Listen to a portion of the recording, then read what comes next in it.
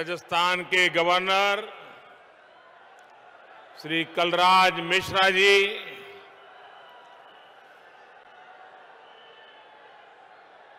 मुख्यमंत्री मेरे मित्र श्रीमान अशोक गहलोत जी, विधानसभा के स्पीकर श्रीमान सीपी जोशी जी, राज्य सरकार के मंत्री श्री भजनलाल जाटव जी, संसद में मेरे साथी और राजस्थान भाजपा के अध्यक्ष श्री चंद्र प्रकाश जोशी जी, संसद में सारे साथी बहन दिया कुमार जी, संसद के मेरे साथी श्रीमान कनकमल कटारा जी, सांसद श्री अर्जुन लाल मीणा जी, कार्यक्रम में उपस्थित अन्य सभी महानुभाव और राजस्थान के मेरे प्यारे भाई और बहनों, भगवान श्रीनाथ जी और मेवाड़ की इस वीर धरा पर मुझे फिर एक बार आपके बीच आने का अवसर मिला है। यहां आने से पहले मुझे भगवान श्रीनाथ जी के दर्शन का सौभाग्य मिला। मैंने श्रीनाथ जी से आजादी के इस अमृत काल में विकसित भारत के संकल्पों की सिद्धि के लिए आशीर्वाद मांगा है। साथियों, आज यहां राजस्थान के विकास से जुड़े 5,000 करोड़ रुपए से अधिक के प्रोजेक्ट का शिलान्यास और लोकार्पण हुआ है। ये प्रोजेक्ट्स राजस्थान की कनेक्टिविटी को नई ऊंचाई पर ले जाएंगे। उदयपुर और शामळाजी के बीच नेशनल हाईवे 8 के 6 लेन होने से उदयपुर, डूंगरपुर और बांसवाड़ा क्षेत्रों को बहुत फायदा होगा। इससे शामळाजी और काया के बीच की दूरी कम हो जाएगी। बिलाड़ा और जोधपुर सेक्शन के निर्माण से जोधपुर और बॉर्डर एरिया तक पहुंच बहुत ही सुलभ होगी। इसका एक बड़ा फायदा ये भी होगा कि जयपुर से जोधपुर की दूरी भी 3 घंटे कम हो जाएगी। चार भुजा और निचली ओड़न के प्रोजेक्ट से world heritage site Kumbhalgarh, Haldighati और सुनाथ जी के दर्शन करना बहुत ही आसान हो जाएगा। श्री नाथद्वारा से देवगढ़ मदारिया की रेलवे लाइन मेवाड़ से मारवाड़ को जोड़ेगी। इससे मार्बल, ग्रेनाइट और माइनिंग इंडस्ट्री को और व्यापारियों को बहुत मदद मिलेगी। मैं सभी राजस्थान वासियों को इन विकास कार्यों के लिए बहुत बहुत बधाई देता हूं। भाइयों और बहनों, भारत सरकार राज्य के विकास से देश के विकास के मंत्र पर विश्वास करती है। राजस्थान देश के सबसे बड़े राज्यों में से एक है। राजस्थान भारत के शौर्य, भारत की धरोहर, भारत की संस्कृति का वाहक है। राजस्थान जितना विकसित होगा उतना ही भारत के विकास को भी गति मिलेगी। और इसलिए हमारी सरकार राजस्थान में आधुनिक इंफ्रास्ट्रक्चर पर सबसे अधिक बल दे रही है। और जब मैं आधुनिक इंफ्रास्ट्रक्चर की बात करता हूं तो इसका मतलब सिर्फ रेल और रोड ही नहीं होता। आधुनिक इंफ्रास्ट्रक्चर शहरों और गांवों में कनेक्टिविटी बढ़ाता है, दूरी कम करता है। आधुनिक इंफ्रास्ट्रक्चर समाज में सुविधाएं बढ़ाता है, समाज को जोड़ता है। आधुनिक इंफ्रास्ट्रक्चर डिजिटल सुविधाओं को बढ़ाता है, लोगों का जीवन आसान बनाता है। आधुनिक इंफ्रास्ट्रक्चर विरासत को बढ़ावा देने के साथ ही विकास को भी गति देता है। जब हम आने वाले 25 साल में विकसित भारत के संकल्प की बात करते हैं तो उसके मूल में यही इंफ्रास्ट्रक्चर एक नई ताकत बनकर के उभर रहा है। आज देश में हर तरह के इंफ्रास्ट्रक्चर पर अभूतपूर्व निवेश हो रहा है, अभूतपूर्व गति से काम चल रहा है। रेलवे हो, हाईवे हो, एयरपोर्ट हो, हर क्षेत्र में भारत सरकार हजारों करोड़ रुपए निवेश कर रही है। इस साल के बजट में भी भारत सरकार ने इंफ्रास्ट्रक्चर पर 10 लाख करोड़ रुपए खर्च करना तय किया है। साथियों, जब इंफ्रास्ट्रक्चर पर इतना निवेश होता है तो इसका सीधा प्रभाव उस क्षेत्र के विकास पर होता है, उस क्षेत्र में रोजगार के अवसरों पर होता है। जब नई सड़कें बनती हैं, नई रेल लाइनें बनती हैं, जब गांव में पीएम आवास योजना के करोड़ों घर बनते हैं, करोड़ों शौचालय बनते हैं, जब गांव में लाखों किलोमीटर ऑप्टिकल फाइबर बिछता है, हर घर जल इसके लिए पाइप बिछाया जाता है, तो इसका लाभ जो स्थानीय छोटे मोटे व्यापारी होती हैं, जो इस प्रकार की चीजों को सप्लाई करते हैं, उन छोटे मोटे दुकानदारों को भी, उस इलाके के श्रमिकों को भी इसके कारण बहुत लाभ मिलता है। भारत सरकार की इन योजनाओं ने अर्थव्यवस्था को एक नई गति दी है। लेकिन साथियों, हमारे देश में कुछ लोग ऐसी विकृत विचारधारा के शिकार हो चुके हैं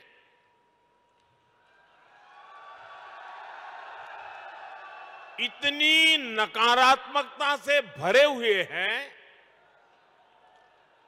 देश में कुछ भी अच्छा होता हुआ वो देखना ही नहीं चाहते और उन्हें सिर्फ विवाद खड़ा करना ही अच्छा लगता है। अब आपने कुछ सुना होगा, जैसे कुछ लोग उपदेश देते हैं कि आटा पहले कि डाटा पहले, सड़क पहले कि सैटेलाइट पहले।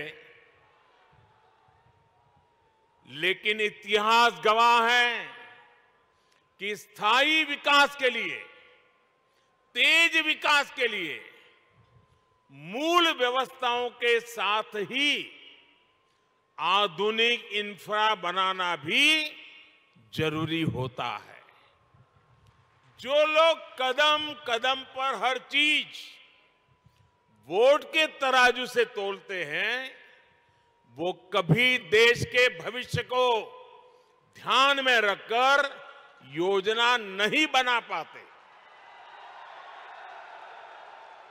हम कई बार देखते हैं गांव में पानी की टंकी बनी, लेकिन वो 4-5 साल में ही छोटी पड़ जाती है। कितनी सड़कें या फ्लाईओवर ऐसे होते हैं जो 4-5 साल में अपर्याप्त लगने लगते हैं। हमारे देश में इसी सोच की वजह से इंफ्रास्ट्रक्चर के निर्माण को प्राथमिकता नहीं दी गई। इसका बहुत नुकसान देश ने उठाया है। अगर पहले ही मान लीजिए पर्याप्त संख्या में मेडिकल कॉलेज बन गए होते तो पहले देश में डॉक्टरों की इतनी कमी नहीं होती। अगर पहले ही रेलवे लाइनों का बिजलीकरण हो गया होता तो आज हजारों करोड़ रुपए खर्च करके ये काम करने की जरूरत नहीं रहती। अगर पहले ही हर घर तक नल से जल आने लगता तो आज 3.5 लाख करोड़ रुपए लगाकर जल जीवन मिशन नहीं शुरू करना पड़ता। नकारात्मकता से भरे हुए लोगों में ना दूरदृष्टि होती है और ना ही वो राजनीतिक स्वार्थ से ऊपर उठकर कुछ सोच पाते हैं। आप सोचिए, अगर नाथ द्वारा की जीवन रेखा कहे जाने वाले नंद समंद बांध या टांटोल बांध नहीं बने होते तो क्या होता। और हम तो राजस्थान और गुजरात के लोगों के जुबान पे लाखा बंजारा का नाम बार बार आता है। हम लाखा बंजारा की चर्चा करते हैं। पानी के लिए लाखा बंजारा ने अपना जीवन खपा दिया था। हालत यह है कि अगर पानी के लिए इतना काम करने वाले और जिनकी चारों पर बावड़ी किसने बनाई तो बोले लाखा बंजारा, वहां तालाब किसने बनाया तो बोले लाखा बंजारा। ये गुजरात में भी बोला जाता है, राजस्थान में बोला जाता है। मतलब हर एक को लगता है भाई पानी की समस्या का समाधान कोई करता था तो लाखा बंजारा करता था। लेकिन आज हालत यही है कि यही लाखा बंजारा चुनाव में खड़ा हो जाए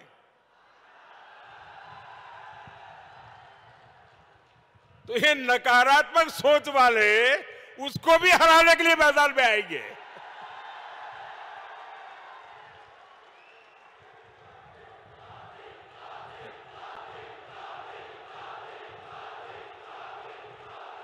उसके लिए भी पॉलिटिकल पार्टियों का जमघट इकट्ठा करेंगे।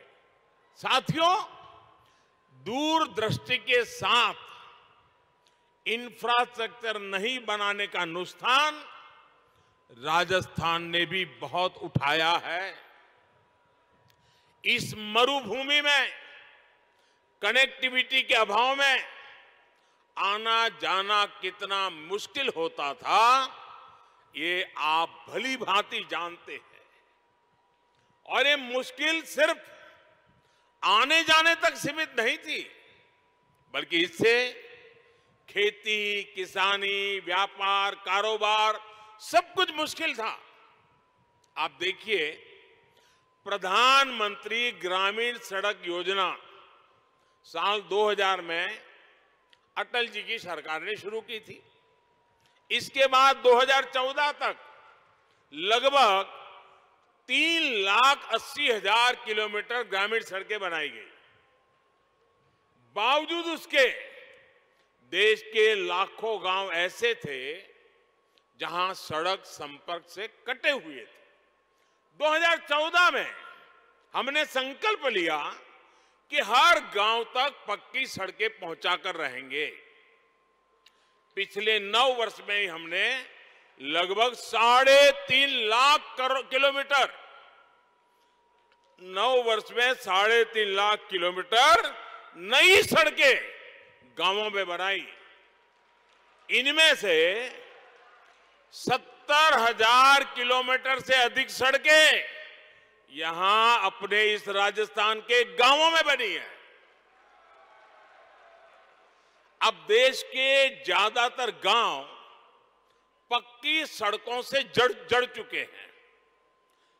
आप कल्पना करिए, अगर यही काम पहले हो गया होता तो गांव कस्बों में रहने वाले हमारे भाइयों बहनों को कितनी आसानी हो गई होती।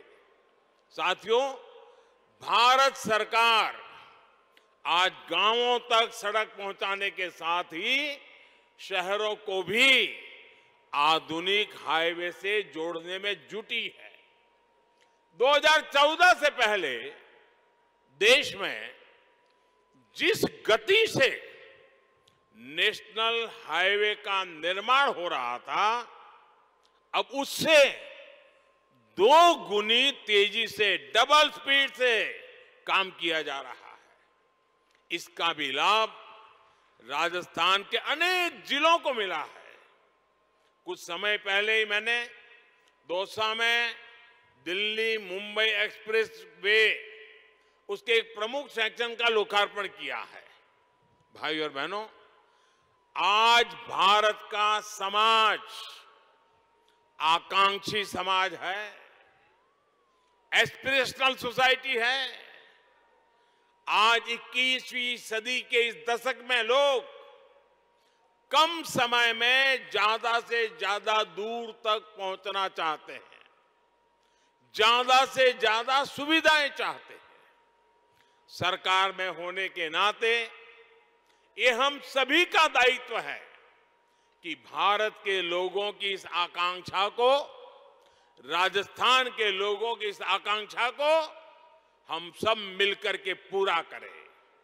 हम सब जानते हैं कि सड़क के साथ ही कहीं जल्दी आने जाने के लिए रेलवे कितनी जरूरी होती है।